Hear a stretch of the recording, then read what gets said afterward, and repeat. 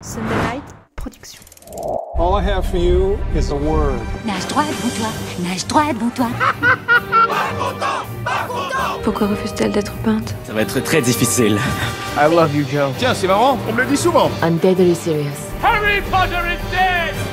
Bienvenue dans la saison 3 de Clapement 5 pour tout connaître du cinéma, de son actualité avec des interviews, des débats et des jeux. Je m'appelle Aurélien Rapatel et j'ai le plaisir de vous retrouver pour un nouvel épisode enregistré depuis The House of Running à Paris.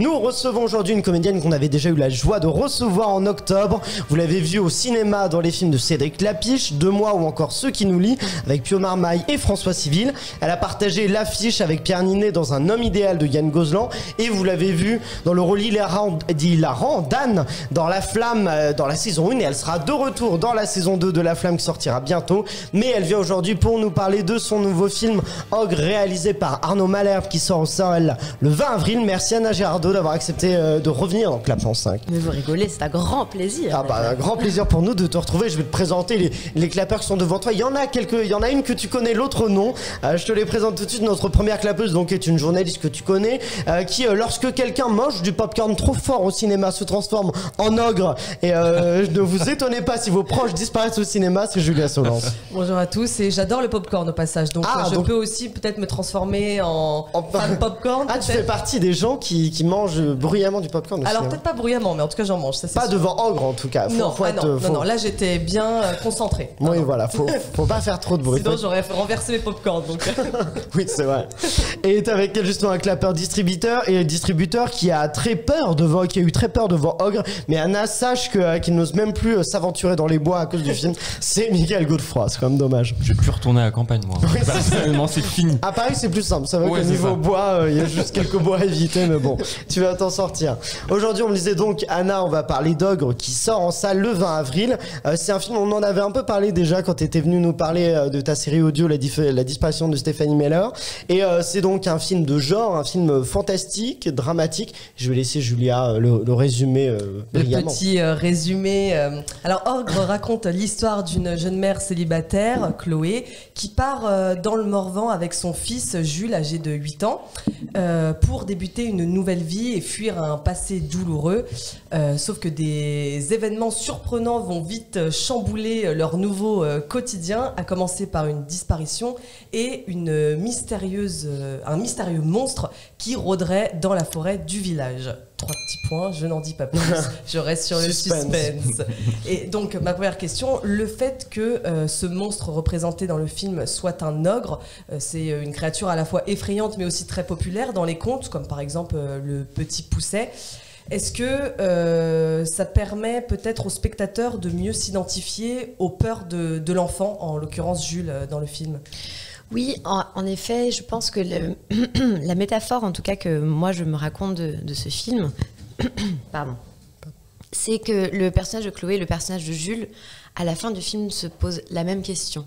C'est-à-dire, face à l'ogre, est-ce qu'on se laisse ou pas dévorer ? Et pour moi, Chloé, c'est l'adulte. C'est l'adulte qui essaie de protéger l'enfant, qui essaie de lui expliquer comment arranger sa vie, mais avec des mots d'adulte. Et essaie de ne pas lui montrer ce qui ne va pas. Mais l'enfant en face, lui, il comprend tout. Les enfants voient tout, comprennent tout. Par contre, ils n'ont pas forcément le langage adéquat pour pouvoir communiquer avec les adultes et exprimer leurs propres peurs, leurs propres angoisses. Donc Jules, les seules références qu'il a, c'est ses mangas, ses lectures, son imagination et donc cette image d'ogre.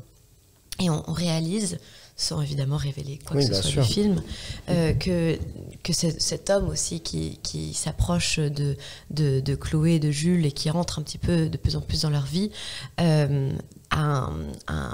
ressemble étrangement au rêve de l'enfant.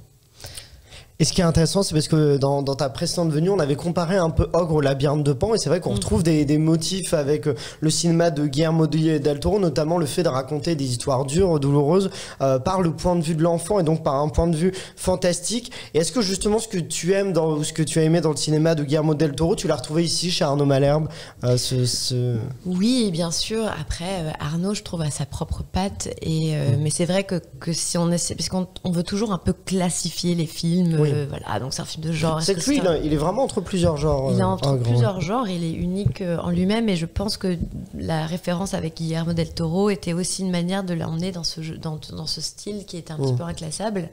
Après, évidemment, le fait que l'ogre soit matérialisé, extrêmement bien d'ailleurs par Studio 69, qui sont vraiment des génies en termes d'effets spéciaux.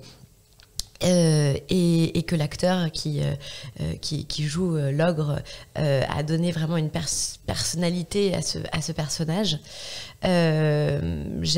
Moi qui d'habitude n'aime pas la révélation du monstre, en tout cas du film, à chaque fois que je le vois, je me dis oh bah non, du coup ça fait plus peur. Oui, c'est ça, oui, tu préfères quand on le voyait pas, le côté invisible. Le côté invisible permet à l'imagination d'être décuplée quelque part.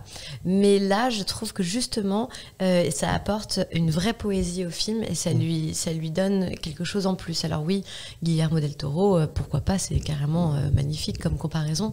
Mais en tout cas, c'est ce que Arnaud a voulu faire et ça, j'apprécie beaucoup. Mais c'est vrai que même la révélation longue, moi je suis comme toi, j'aime pas trop. Je trouve qu'elle est vraiment très bien faite parce que à la fois on le voit et en même temps on le voit pas vraiment. Il y a quand même sombre. Ouais, c'est ça. Il y a quand même un truc un peu où du coup on peut projeter ses propres peurs. Et c'est là, je pense que finalement c'est le plus fort. C'est parce qu'il y a ce truc d'interaction dans le genre. C'est aussi ce qui t'a intéressé dans le film, parce que cette interaction entre le spectateur, entre les attentes du spectateur et le film et ce que raconte le film. Bien sûr, il y avait deux choses. C'est-à-dire que quand j'ai lu le scénario, je me suis dit c'est intéressant parce que même s'il y avait pas toute la partie fantastique, le rôle, le personnage, l'histoire m'aurait quand même plu. Mais en plus, le côté fantastique, ça faisait plusieurs fois qu'on m'envoyait des projets de films justement de genre, entre guillemets. Et depuis le travail que j'avais fait avec Fabrice Gobert, notamment dans Les Revenants, j'avais pas encore retrouvé quelque chose qui me permettait et de m'approcher du genre et en même temps d'avoir une touche d'un film où les sujets peut-être sociétaux ou peut-être en tout cas les sujets des personnages me touchaient. Ouais. Et du coup, excuse-moi, je me perds dans la question. Pas de souci. Ah oui, non, et par contre, j'adore les films qui me font peur. Ah oui, t'aimes bien j'adore ça, j'ai une vraie passion pour ça. Et par exemple, l'outil de mise en scène de l'appareil auditif du petit, moi, je trouve ça génial parce que on met le spectateur dans une situation où on le prend un peu en otage et on l'empêche lui-même d'entendre des choses et donc de pouvoir prévoir le danger. Et ça, c'est des petites choses qui ne font pas l'intégralité du film, mais il y a de ça. Et donc la fan de films de genre, de jump scared, a pu être a été ravie. Michael, j'ai une petite question sur le réalisateur du coup. Il a dit en interview qu'il s'était inspiré de son enfance. Donc lui, plus jeune, il était dans une chambre un peu isolée. Donc il a créé des sortes de peurs parce qu'il était vraiment isolé. Est-ce que toi, pour ce film, est-ce que plus jeune, tu as eu tout simplement des peurs de monstres, du noir qui auraient pu t'inspirer pour peaufiner ce rôle-là ? Moi j'ai peur, de toute façon sur le plateau moi j'avais peur. Ah oui, c'est effrayant un plateau de tournage de film d'horreur. C'est horrible, à la campagne comme ça, puis le Morvan c'est magnifique mais c'est des forêts très denses, très lourdes et il faisait froid et puis cette chambre d'enfant, je me dis mais quelle mère fait dormir son enfant dans une chambre comme ça, les glauques, avec la fenêtre en hauteur qui donne sur les arbres. Et c'est vrai qu'Arnaud m'avait dit moi j'avais une chambre un peu comme ça quand j'étais petit, genre c'est terrible. En plus j'aime pas la campagne. Oui, ça. Et donc je sais que moi personnellement jamais je pourrais dormir seule avec mon enfant dans une maison telle que celle-là, isolée, impossible. Et donc quand j'étais petite j'avais peur de littéralement tout. Donc dès qu'il faisait sombre dans ma chambre, tout devenait possible attaque d'un potentiel fantôme ou vraiment j'avais une imagination débordante. Et par contre un jour j'avais une vision assez fréquente, c'était un homme au bout de la porte avec un chapeau et une ombre comme ça d'un homme à un chapeau. Et un jour je raconte ça à Jonathan Cohen, il me dit l'homme au chapeau. L'homme au chapeau, c'est très connu l'homme au chapeau. N'importe quoi, de quoi tu parles, c'est mon truc d'enfance que moi j'étais petite et tout. Pas du tout, regarde. Et là, je tape sur Google l'homme au chapeau. C'est un vrai monsieur, le Hatman. Ah bon ? Oui, et il y a beaucoup de gens qui le voyaient quand ils étaient petits. J'ai trouvé ça affreux. Je me suis dit, mon Dieu, donc il y a vraiment de Mais c'était pas une terreur nocturne ou quelque chose comme ça? Alors si, ça s'apparente à une terreur nocturne parce qu'en fait on se sent un peu bloqué, on peut pas vraiment bouger, etc. Mais quand même que la figure soit toujours C'est fou, ce mec avec un trench et un chapeau que tout le monde a fou, vu. ça. Et donc c'est terrible parce que je me suis dit donc en fait j'avais vraiment raison d'avoir peur. Il y avait vraiment un homme au chapeau. Mais c'est un très bon sujet de film d'horreur. Pour le coup, Je ça. sais, je le garde. Ah oui, il faut le garder bien sous la main, c'est sûr. Julia. Mais justement, ce qui est intéressant, c'est le point de vue de l'enfant et la quasi-totalité du film est de ce point de vue-là. Est-ce que c'est aussi peut-être une manière d'avoir un regard extérieur et transformé sur le monde des adultes et les violences qui s'y trouvent? Peut-être d'avoir un autre regard que celui des adultes qui ne se rendent pas forcément compte en fait de ce qui se passe. Et celui peut-être d'un film réaliste qui traiterait ça de façon un peu plus dure aussi. Oui, en fait c'est un peu ce que je disais tout à l'heure, c'est-à-dire que en fait ces deux personnes sont en train de traverser un moment douloureux dans leur vie. Lui n'a plus de père, elle a quitté son mari, elle a dû faire ça un petit peu rapidement, un petit peu discrètement. Ça a été un moment très éprouvant pour tous les deux. Ils veulent recommencer leur vie.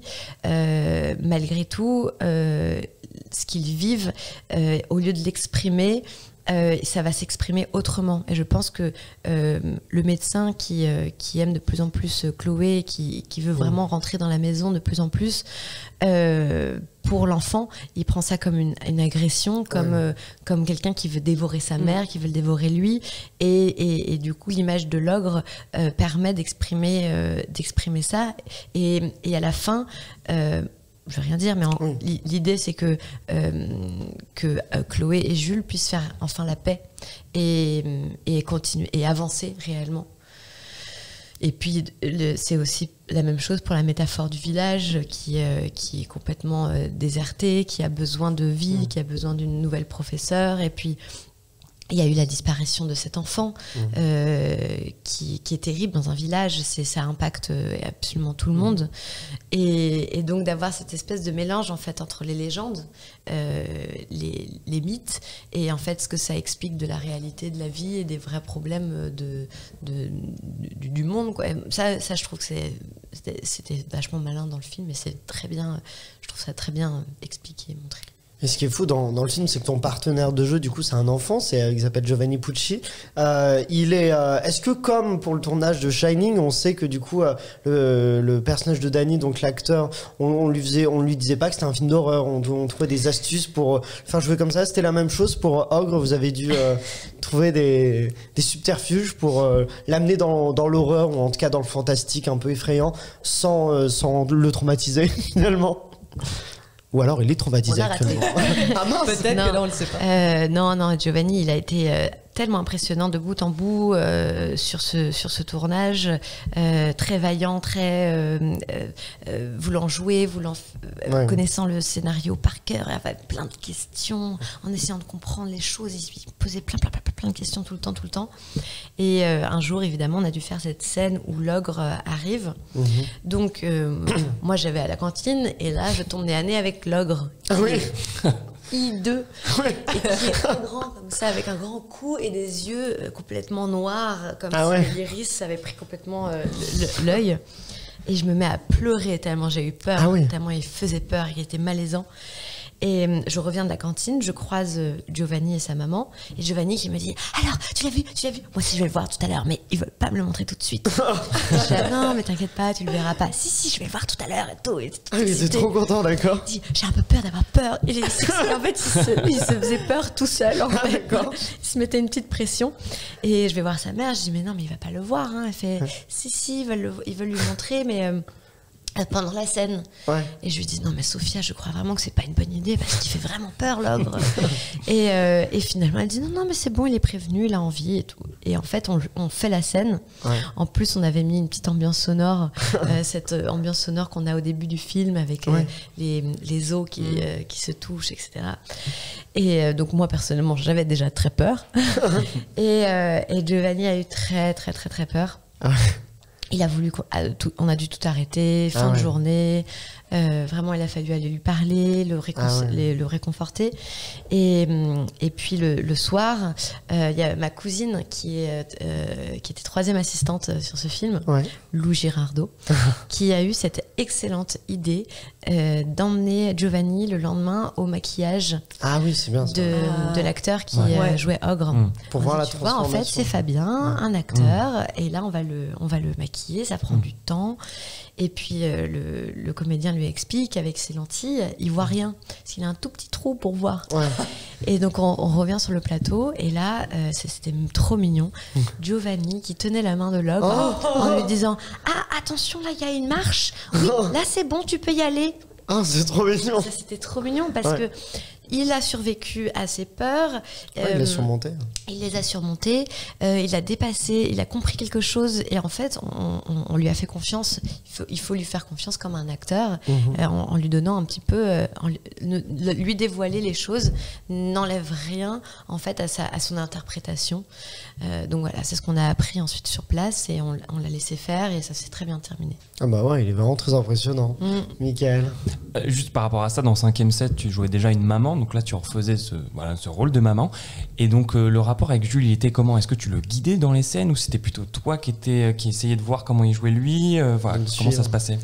Alors au départ d'ailleurs, j'avais dit à Arnaud, écoute, moi je veux faire le casting avec tous les enfants et s'il n'y a pas un enfant où je sens qu'il a vraiment les épaules pour tenir le film, je ne ferai pas le film. Parce que j'ai été 12 fois maman, que je sais ce que c'est un tournage avec un enfant, surtout quand il a beaucoup de jours de tournage comme ça. Il y a toujours un moment donné où le plaisir fait face au travail et en fait ils comprennent plus pourquoi il faut se lever à 5h du matin tous les jours, qu'il fait froid et qu'ils sont fatigués et que les gens forcément à un moment donné la patience est plus petite et puis ils ont des trucs pas très drôles à jouer et tout d'un coup tu vois ça chez un enfant et alors moi ça me brise le cœur et c'est lourd et puis même pour le tournage il y a des gens qui perdent un peu de patience, etc. et ça devient très compliqué. J'ai vécu des tournages où c'était très compliqué et j'avais pas du tout envie de ça, j'avais pas envie de voir un enfant souffrir sur le tournage. Mais c'est vrai que quand j'ai vu Giovanni qui avait tellement envie, puis il avait joué le monologue qui joue dans le film sur la bête qui mange les enfants. Et j'étais tellement impressionnée, j'ai dit bon, si c'est Giovanni, je le fais. Et c'est vrai qu'il a été extrêmement impressionnant. Après, je lui ai expliqué, surtout il a été très généreux. Il m'a beaucoup parlé de son univers, de ce qu'il lisait, de à quoi il jouait. Il était très expansif, il m'a beaucoup aidé. Et puis, on a commencé le film en plus, on a commencé 15 jours de tournage. Et un jour, il me dit, tu sais, tu vas être une belle maman. Trop mignon. Et on arrête le tournage et on se confine tous. Et on reprend 3 mois plus tard, en juin. Et je reviens et on refait une scène ensemble. Et je vais le voir et je lui dis, tu sais, je vais être maman. J'étais tombée enceinte entre les deux. Au moment de... et donc ça a été incroyable parce que c'était une vraie... c'est comme si lui m'avait donné la confiance en moi aussi dont j'avais besoin. Et c'était super. Non, franchement, c'est un partenaire... j'ai vraiment envie de voir comment il va évoluer comme comédien parce qu'il a quelque chose. Il est impressionnant. Et ce qui est intéressant aussi dans le film, c'est qu'il souffre de problèmes auditifs, on l'a dit.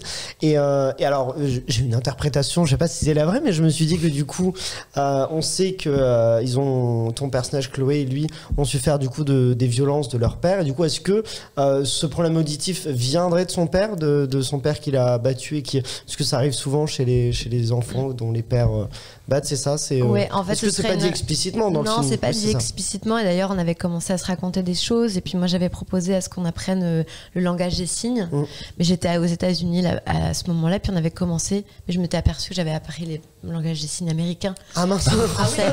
Et que du coup, ça marchait pas. Et en fait, comme il a qu'un appareil auditif, s'il avait vraiment une surdité importante, il y aurait eu 2 appareils auditifs. Et donc, ce que Arnaud m'avait raconté, c'est en effet que ça pouvait être dû à un traumatisme et que même c'était une manière aussi de se couper du monde et que ça pouvait être quelque chose comme ça, donc on s'est raconté ça. Bah non mais c'est hyper intéressant parce que du coup ça laisse aussi, je trouve, la place aux spectateurs de se raconter l'histoire, et même après la fin du générique de tenter encore de comprendre le film. C'est aussi ça qui t'a plu du coup dans le film, cette idée-là que les spectateurs ont aussi leur rôle à jouer, ce qui est souvent le cas dans les films de genre d'ailleurs. Et les spectateurs ont une place importante. Oui, après je pense pas souvent aux spectateurs, enfin je pense pas à ce que les spectateurs vont penser, comme c'est pas mon film. Oui, bien sûr. Je me dis est-ce que je vais pas avoir trop froid. Mais c'était une réflexion sur le tournage du coup de l'équipe du film de jouer avec ça, avec ce que pouvaient attendre, anticiper les spectateurs. Bien sûr, c'était quelque chose qui de toute façon allait être, c'était dit, c'était réfléchi, et d'ailleurs moi j'avais eu une idée avec Arnaud à un moment donné quand le médecin vient et qu'il a été assommé dans la barque, qui revient, et qu'en fait elle allait dans la chambre, et j'ai dit mais si imaginons il parlait en langage des signes, parce que pour la première fois elle se dit il y a un truc étrange, et que ce soit leur langage secret, d'où c'était ça, le langage des signes, etc. Et c'est vrai que c'est aussi attends, parce que du coup je réponds pas du tout à ta question. Non, mais pas de soucis, c'était intéressant. Non, la direction était super. Moi j'étais intéressée, j'écoutais, oui. Mais c'est vrai que c'était un outil aussi de mise en scène qui, comme je le disais tout à l'heure, moi ça c'est le genre de choses qui me plaît, où je me dis c'est génial, ok, tu te lèves le matin, on t'explique ce qu'on va faire avec la caméra, avec le son, etc., et tu dis on va faire du cinéma. Oui, c'est ça. Et ça c'est chouette. En plus, Vincent Piponnier, l'ingénieur son du film, c'est un des meilleurs qu'on ait en France. Il a gagné un Emmy Awards ou un Grammy Awards, je sais plus. Dans tous les cas, c'est stylé. Hein. Genre un truc vraiment haut level pendant le tournage. Pour Tchernobyl. Et c'est vraiment c'est un vrai le travail du son est super. C'est un maître. Julia. Ce film évoque les violences conjugales, et parce qu'on voit évidemment on le sait parce qu'on ne le voit pas, mais que ton personnage a vécu un passé douloureux. On le voit en partie, mais c'est pas explicité. Justement, faut le voir. Comment as-tu réussi à transmettre à travers l'écran cette souffrance intérieure du personnage sans que le spectateur n'ait vu explicitement ce que ton personnage a vécu? Ça, c'est intéressant comme question. Il y avait les Bleus, il y avait l'histoire des Bleus qu'on s'était raconté avec Arnaud, en se disant, en fait, vraiment, réellement, elle vient de partir. En fait, elle avait prévu un peu le coup avec l'école, mais elle savait que c'était pour bientôt. Et là, quand elle est partie, elle avait encore une trace au niveau du bras. On s'était raconté un petit peu la bagarre qui avait eu lieu juste avant. Et donc il y avait l'idée de cacher qui elle était vraiment. Tu vois, au départ, elle a une espèce de t-shirt un peu rock'n'roll qu'elle change pour une chemise rose pour montrer que c'est une gentille institutrice sans histoire. Et finalement, en fait, dessous, il y a aussi ces marques, ces bleus qu'elle cache et qui commencent à disparaître au fur et à mesure. Et puis, quand elle rencontre le médecin, tout d'un coup, après leur première nuit, il y a cette greffure qui arrive. Et donc, c'est aussi pour rappeler que, mine de rien, elle est quand même dans une sorte de schéma qu'elle reproduit encore. Donc, c'est quelqu'un qui n'a pas non plus soigné... aussi quelque chose chez elle, et qui encore une fois a trop donné de place à un homme. Donc c'était ça que je me racontais beaucoup, et en me disant surtout au début du film qu'il y avait ces bleus qui lui faisaient mal. La souffrance, incarner la souffrance. La souffrance physique, mais du coup en la devinant sans vraiment... Exactement. Après, on se raconte aussi des histoires, on dit peut-être que personne va capter. C'est une façon de nourrir aussi du coup l'interprétation, c'est des détails, c'est des choses qui permettent aussi aux spectateurs de les voir ou de ne pas les voir. Et chacun peut imaginer la scène différemment, du coup. Les scènes de violence, etc. Bien sûr. Julia, je reste vers toi parce que je crois que tu vas nous dresser un portrait de toi, Anna. Parce un que peu spécial. Julia, c'est un peu notre Indiana Jones. Elle est partie à la recherche, attention. Oui, parce que j'aime particulièrement fouiller et analyser les détails croustillants concernant la vie de nos invités. Des détails un peu différents, voilà, particuliers. Aujourd'hui, nous te recevons, Anna, et bien que tu sois tout d'abord une actrice, tu as de nombreuses passions qui te font vibrer. Entre 2 posts Instagram pour présenter tes projets, tu n'hésites pas à mettre en lumière une œuvre d'art qui te bouleverse. Parce que oui, l'art et la peinture ont toujours fait partie de ta vie, et tu aurais bien aimé avoir la place de Scarlett Johansson dans La jeune fille à la perle, ou celle de Salma Hayek dans Frida. Voilà. Mais tu restes avant tout une cinéphile, puisque tu partages régulièrement des photos cultes de tes films préférés. On compte évidemment dans la liste Forrest Gump, Léon, Kill Bill ou encore Thelma et Louise. En 2015, tu as rencontré l'incroyable Colin Firth, qui a d'ailleurs joué dans La jeune fille à la perle. Malheureusement pour toi, Anna, il était bien trop tard pour remplacer Scarlett. C'était sympa la rencontre. Mais la c'était rencontre très était sympa, sympa. oui. Ah ouais, il était tellement gentil. Oui, Tellement il a poli. l'air. Oh Ça là là. m'étonne pas, oui, là, Ah ouais. un anglais. Hein, il Un est- anglais, c'est ça, bah, oui. j'adore. Ça m'étonne pas. Vraiment d'être un gentleman, Oui, c'est ça, c'est vraiment droit dans ses bottes, quoi. Étant à l'aise devant la caméra, tu as aussi une facilité pour prendre la pause et faire la couverture des magazines. Mais sachez que Vanity Fair ou Madame Figaro ne sont pas les seuls magazines qui ont eu l'honneur de recevoir Anna. J'ai une petite question. Que peut-on faire pendant ces vacances d'été à la plage pour s'occuper? Je sais pas. Qu'est-ce qu'on peut faire pour On joue au s'occuper ballon. Il y a eu des ballons, Anna Girardot. Est-ce que les mots fléchés te disent quelque chose, Anna? Ah, T'as une couverture. de gloire. Oui. En 2016, tu as fait la couverture d'un petit livret de mini mots fléchés. Oui, c'était niveau 1. Bon, Niveau un il faut seulement. commencer quelque C'est part. vrai. Tu fais bien de Tu préciser. commences avec les débutants, quoi. C'est bien. Donc les vacanciers de cette année-là ont pu te remercier voilà, d'avoir cette petite occupation sur la plage quand on ne veut pas se baigner. Oui, c'est sûr. Enfin bref, tu aimes les belles choses, tu es une fervente militante pour les droits des femmes, tu veilles toujours sur ta famille et tes amis entre 2 voyages, et on peut dire que cette année est faite pour toi, puisque 2022 est l'année du tigre d'après l'astrologie chinoise, et je remarquais sur ton compte Instagram que c'est un animal que tu admires particulièrement. Tu aurais certainement été dans ton élément si tu avais décroché un rôle dans 2 frères de Jean-Jacques Hano. J'adore ce film au passage. Très beau. T'aimes beaucoup, du coup, les tigres, c'est. Oui, j'aime bien les fauves en part. Oh, d'accord, très bien. Bon, bah, 2 frères, effectivement, ça aurait été un bon film, Voilà. peut-être. Non, les acteurs étaient incroyables. Je n'aurais pas pu faire mieux. Ouais.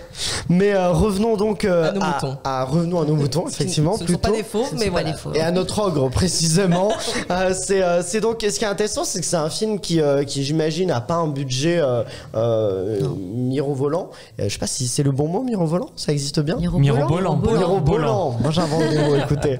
Mais ce qui est impressionnant, c'est que je trouve que ça se voit pas du tout. Bah, vraiment, la réalisation est hyper réussie. On disait les effets spéciaux. Moi, j'ai été bluffé. Je trouve qu'il y a vraiment des films avec des budgets de ouf qui font des effets spéciaux dégueulasses. Surtout aujourd'hui, notamment dans les blockbusters. Et là, c'est hyper réaliste, c'est vrai.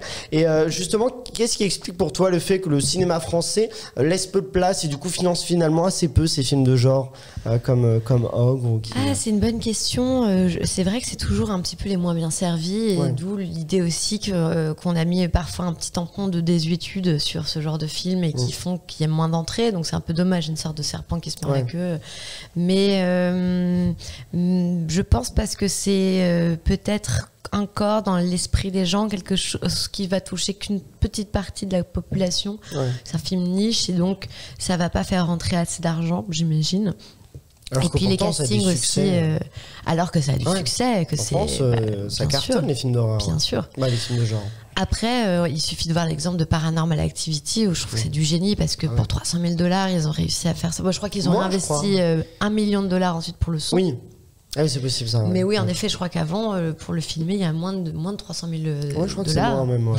Et en fait, je me dis aussi souvent, la restriction fait créer aussi la créativité et demande aux gens d'avoir, voilà, d'être un peu plus créatifs. Et il en sort, en tout cas, moi, ce que j'aime aussi, c'est vraiment du cinéma parce que il faut système D, quoi, il faut y arriver. Après, évidemment que le film aurait pu se faire avec encore plus d'argent, ça aurait été mieux pour, j'imagine, tout le monde.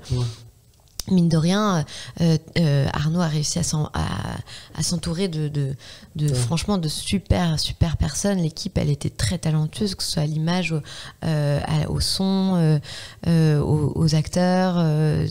Moi, je trouve que tout le monde a bossé comme des dingues. Je connais plus exactement le budget du film, mais je sais que c'était assez fragile au départ quand même. D'où le fait que quand on s'est arrêté au moment du confinement, on s'est vraiment dit, il y a une chance sur 2 que le film ne voit jamais le jour. Ah oui, vous avez peur que ça s'arrête? Ouais, parce que tout d'un coup, t'imagines, tu perds de l'argent parce que tu t'arrêtes. Puis il y a des histoires d'assurance, c'était très compliqué, c'était le début. Oui, c'est sûr. Et puis finalement, on a réussi, et puis on l'a repris tôt parce que on aurait pu le reprendre. Puis Giovanni, il grandissait, il grossissait. C'est sûr. Si vous le revoyez un jour, il y a un jeu génial de savoir quand est-ce que j'ai tourné enceinte, pas enceinte. Ah oui, moi je l'ai pas vu du tout dans le film. Si on le sait pas, on le voit pas. Oui, c'est ça. C'est vraiment mes amis qui l'ont vu. Oui. J'imagine que ça joue au niveau des vêtements. Faut regarder quels vêtements sont amples ou pas, quoi. Je pense. Exactement. C'est un des enjeux. Nickel. Et justement, cette pause là du Covid sur un rôle aussi dense, en plus avec un partenaire jeune, ça a été un vrai challenge pour toi de revenir, ensuite se remettre dedans. En plus, du coup, tu étais enceinte, c'était un vrai challenge. Ah ouais, c'était très challenge. Puis le fait d'être enceinte, ça m'a beaucoup perturbée pour le faire, parce que quand même, toutes ces scènes où je hurle dans la forêt en criant, en cherchant mon fils, je devais m'arrêter, dire, je me suis mise à parler à mon ventre, c'est une chose que je pensais jamais faire, et dire, là, tu vois, maman, elle joue la comédie. Elle n'est pas perturbée. Et je pleurais, puis elle coupait, je disais, regarde, on rigole bien. Mais c'est vrai que bon, encore une fois, il y avait ma cousine qui était là, c'était un énorme pilier à mes côtés. Et puis il y avait Giovanni qui m'a beaucoup aidée. Et puis pour tout le monde, c'était un peu perturbant de reprendre comme ça. Donc voilà, c'est aussi un travail d'équipe, donc il faut prendre un peu sur soi et puis y aller. Mais c'est vrai qu'il y avait des moments où j'étais moins... Il y a cette scène où justement je tourne autour de moi au bal. Et alors ça, j'avais tellement peur. Je me suis dit, mon bébé il va s'enrouler autour du cordon. Je pleurais entre les prises. Non mais ça, c'était compliqué. Ah oui, j'imagine. Ça doit être hyper inquiétant. Surtout de faire un film comme ça quand on est enceinte. Non mais c'est ça, c'était pas un film vraiment tranquille. Arnaud attendait de moi quand même que je sois physiquement là, donc voilà. Il a fallu un peu jongler avec tout ça, mais c'est pas les tournages, c'est pas parce que les tournages sont difficiles que finalement on n'est pas encore plus impressionné du résultat à la suite. C'est sûr, mais en tout cas, on recommande à tous les auditeurs, donc Ogre qui sort le 20 avril, et justement, on va leur faire gagner 5 fois 2 places grâce au concours, grâce à Joker Film qui nous offre ces places-là. Vous pouvez tirer dans cette tasse-là où il y a le nom des personnes qui ont participé sur les réseaux sociaux avec le @clap5. Vous pouvez même piocher chacun 2 personnes parce que du coup, il y a 5 fois 2 places, donc il y aura 2 gagnants, et moi je tirerai une personne à la fin qui gagnera automatiquement 2 places pour Ogre. Alors, qui as-tu pioché, Anna? Alors, j'ai pioché Séverine Concours. Séverine Concours, ah oui, d'accord. Il y a le elle fait que des concours. C'est Madame Concours. Et acteur 76 70 92 27. D'accord, c'est un acteur. C'est son numéro de téléphone, on ne sait pas. On peut tenter. On va le joindre si tu gagnes à la fin pour lui dire. Et d'ailleurs, préparez-vous, je précise, c'est un concours, un blind test très spécial, vous allez voir. Mickaël, qui as-tu pioché? Moi, j'ai 100 000 étoiles et Petit Saitama. Ok. 100 000 étoiles. Moi, j'ai Bonobo Pichant. Ouais. Et Beaujean 58-73. D'accord, c'est marrant, 100 000 étoiles, on l'a déjà eu pour Benoît Hamon. Donc écoutez, c'est un fidèle des concours. Donc là, c'est un blind test spécial, c'est un blind test grand détournement. Vous allez entendre des citations de films cultes, des chansons de films cultes, mais remixées, réinterprétées. Vous allez voir, en vrai, vous allez quand même facilement, je pense, identifier. Vous aurez des indices au pire si vous ne trouvez pas. Tout ça fait par Jeanne Matou, Pauline Delpierre, Clément Mallet, des talentueux acteurs et notamment qui font de la comédie musicale. Et on va d'ailleurs commencer en chanson avec ce premier extrait. Vous me dites G quand vous avez le titre du film. Il a marché à fond, le gars. Et puis ma femme, quoi? Il fait le clou pendant 5 minutes. Oh, la boulette. Ça dépasse tout. Anna, J'ai pu imaginer. J'ai fait une boulette. Le dîner de con. Exactement. Exactement. Un premier point. Le dîner de con version Parole et de Dalida et Alain Delon. Excellent quand même. C'est la boulette. Si vous voulez, à la boulette, il est fort. J'ai le refrain si vous voulez, je pense. Oui, quand même. Et elle m'a dit. Oh, il a appelé Marlène. Il s'appelle c'est juste le blanc. Je viens de vous le dire, juste le blanc. Voilà. C'est génial. Incroyable. C'est hyper Bien bien, fait. ouais, mais ils sont très très forts et très talentueux. Et ça te rapporte un premier point. Tu vas voir, du coup, c'est pas si dur. Ok. Le deuxième, c'est une musique culte de film, version lyrique. Préparez-vous. Oh là du là. coup, ça l'emmène un peu ailleurs. Et donc c'est une musique. Donc c'est la musique du film qu'on doit trouver. Exactement, c'est le titre du film qu'on doit trouver et là c'est une musique, une chanson qu'il y a dans le film et allez, petit indice, la chanson est en français alors que dans le film elle est en anglais. Ça va pas Ça être- y est. Ouais, là. On est matrixés. Vous allez là. voir, ça va Là, être on si est- compliqué parce que le lyrique finalement c'est assez proche de la musique. Vous allez D'accord. retrouver des thèmes, c'est parti. Je rencontrerai par surprise. Ma vie aurait changé pour toujours. Je t'ai vu là-debout. Il y avait quelque chose dans l'air. Les rêves sont ma réalité. La seule chose de vraiment Nickel. C'était tellement long. La boum. La boum, là exactement. là. C'est reality de la boum. Que le cerveau Merci. Exactement. Ouais, j'étais là, tu connais ça, mais ça.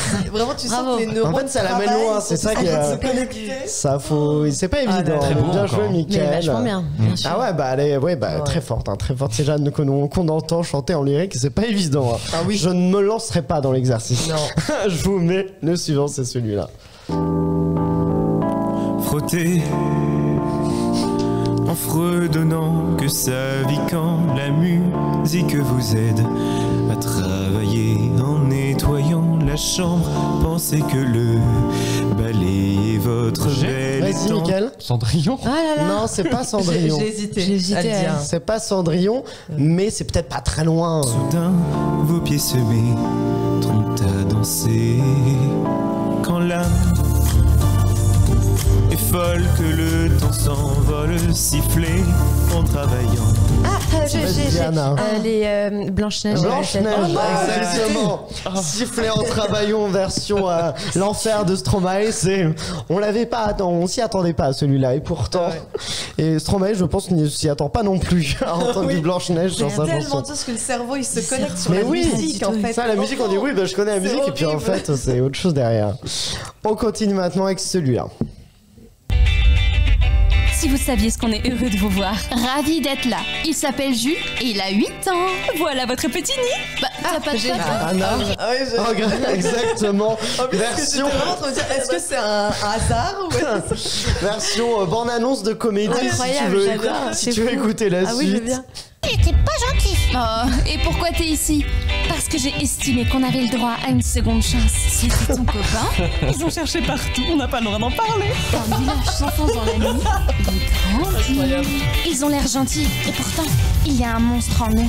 On est en train de retomber dans l'obscurité.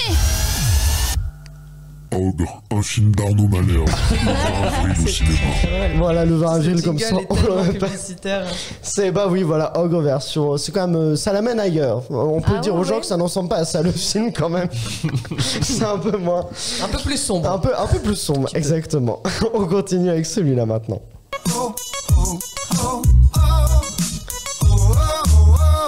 Je vais faire dans la cour des grands une entrée triomphale.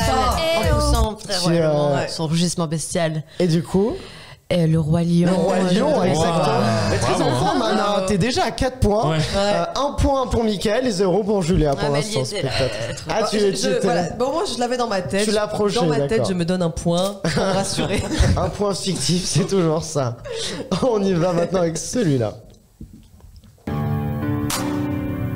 Au debout les campeurs et au les cœurs, n'oubliez pas vos bottes parce que ça caille aujourd'hui, ça caille tous les jours ici. On n'est pas amis, ça va décoiffer, mais il y a des poils au nez. J'aime. Vas-y. Camping. Non, Non. c'est pas Camping. Non, c'est un film américain, un film culte, une comédie culte américaine qui est pas que comédie, qui a aussi un peu de choses. Vous allez voir la suite, je pense que ça va vous aider. C'est un dialogue culte aussi. Hein, Croyez-vous que Phil verra son ombre à son réveil? Le fil de Frank Sotoni, oui, le rongeur. c'est le jour de la main. Ah, je l'ai. Vas-y, Anna. Du coup. Je sens. Du coup, le jour sans fin. Un jour sans fin, exactement. Oh là là, non, 5e c'est point pour dur. toi. C'est très dur. Ah bah allez, c'était pas évident, hein, le monologue de la radio version Havana de comment elle s'appelle, on sait pas. Claudia, non, c'est Claudia. Oui, Camélia. Bon voilà, Camélia. Mais 5e point pour toi, bah dis donc, c'est une. Dis donc, moi qui pensais jamais réussir. Tu nous mets la pâtée là. c'est bien. Alors là, je suis larguée, moi. Et attention, le suivant est très spécial. Allez, ce sont deux vieilles femmes qui regardent un film. j'adore. Et il faut deviner quel film elles sont en train de regarder. Elles vont j'adore. commenter le film. Et vous allez voir, elles ont de très bons commentaires. C'est parti. Thérèse, pour l'instant, c'est quand même bien compliqué comme film. Je comprends. Oh là là. C'est Paris, mais c'est joli. Oh là là, mais qu'est-ce qui se passe là? Mais tout explose, mais c'est la guerre. Mais non, c'est pas la Mais guerre. Philippe, regarde, qu'est-ce qu'ils foutent ici? Mais c'est pas la. Vas-y. Inception. Inception, exactement. Putain, il t'en a fallu pas beaucoup, hein, toi. Je dis Paris, Ah ouais. tout explose. Tout explose. Et on comprend rien. On comprend. Exactement, bien joué. Bien joué, Inception. Bon, on y va directement avec le suivant. On va rapper là un peu. C'est parti. Je vois. Vous vous prenez trop au sérieux. Pour vous société, ce que vous portez et vous mettez, disons, cette espèce de pull difforme. Mais ce que vous ne savez pas, c'est que ce pull n'est pas juste bleu. Il est ni turquoise. C'est un Vas-y. pull. Le diable savait en Prada. Ah oui, non, dis donc, mais c'était pas si évident, hein, bien joué. Hein. Ah, tu J'y l'avais pensais, je me suis dit non. Si, Ah ouais, moi je le trouvais pas évident, on va bien jouer. Sixième point pour toi. J'aurais pas eu tout Ouais, parce que c'est pas forcément un dialogue culte, mais ça, quand on entend ce qu'elle dit. Je l'avais appris pour une scène pour un cours de théâtre un jour. Ah, trop drôle. Ah oui, du coup, t'avais le. Tu l'as. Ah bah voilà, le hasard fait bien les choses finalement. On est nuls aujourd'hui. T'es à 6 points déjà, 6 points, 2 pour Mickaël. Bon, Julia, elle est à 0. 5. Oui, 5. Elle est à 34, Julia. C'est ça que je me souviens bien. On y va, on est à l'avant-dernier déjà. Allez, il faut que je sauve l'honneur. C'est parti. Et alors dites-moi, pourquoi est-ce que vous êtes venus me voir aujourd'hui les jeunes? Le jour de mon mariage. C'était notre mariage. Oui, je me faisais belle et pas l'ombre d'un nuage dans le ciel. Alors... Aucun nuage dans le ciel. Il survint avec un rire malin. D'un seul coup, il y avait de Mais l'orage. tais-toi, c'est à moi de le dire à Docteur Mirabel. Oh, continue, Mifida, pardonne. Il prédit une tempête. Pourquoi il a dit ça? Non mais tout se mélangeait dans ma tête, Heureusement, on était sous le parapluie d'Abuela. La pluie un jour de fête, franchement. Ah, quelle joyeuse journée. Mais on le sait. Non, ne parlons pas de lui. Ne parlons pas de Bruno. Ah non, non, non, non, non. Non. Ne parlons pas de Bruno. Vous voyez pas? Ne parlons pas de Bruno, ça vous dit rien? Ça me dit quelque chose. C'est un film très récent, un dessin animé très récent de Disney. Vas-y. Encanto. Encanto, ouais. Exactement. Je l'ai toujours pas vu. Vous aviez pas cette. C'est dommage parce que c'est une musique du coup qu'on a énormément entendue. Ne parlons pas de. Là, du coup, en fait, c'est la musique version jouée quoi. Il joue les paroles de la musique. C'est vrai que la musique, par contre, j'ai beaucoup entendu, ouais. C'est un 3e point pour toi, Mickaël. C'est pour ça aussi on n'a pas vu. Ah oui, c'est vrai que plus récent, c'est plus réussi. Sinon, j'aurais eu 6 points là. Là déjà. Le prochain, pas d'excuse, vous pouvez l'avoir vu quand même. C'est parti, c'est déjà le dernier, c'est celui-là. Puerto Rico, you lovely island of tropical breezes, always the pineapples growing. Puerto Rico, you ugly island of tropic diseases. America. Vas-y Anna. West Side Story. West Side Story, exactement. Version face à la mer, c'est un triomphe d'Anna Girardot. 7 points, mais tu les as vraiment. Tu sais que depuis la dernière fois, je me suis dit tu t'es entraîné. Gagné. Ah, t'avais pas gagné la dernière fois? Non, bah non. Ah, mais c'était joué de peu, je crois, parce que j'avais un souvenir. Ah, bah là, 7, c'est. Je pense que. C'est la plus grosse défaite, ouais. Mais non, mais pour qu'un invité nous. Oui, c'est ça, parce que eux, ils ont l'habitude, mais les invités, 7 points. C'est sûr, même. À qui fais-tu remporter du coup à chacun 2 places? Redis-nous les noms. Alors, du coup, ils remportent chacun 2 places. Il y a Séverine Concours qui a donc gagné le concours. Oui, exactement. Acteur 76, 70, 92, 27. Qui a aussi gagné 2 places. Mickaël, toi, t'as aussi ces 2 personnes et moi, je vais en tirer une. Merci, Julia. 100 000 étoiles et Petit Saitama. Ça. Ok, et moi du gagné coup, avec 3 points. Je rajoute la Dark Mimolette la Dark Mimolette 38. La Mimolette remporte 2 places. Ça aurait été dommage que ce soit pas le cas.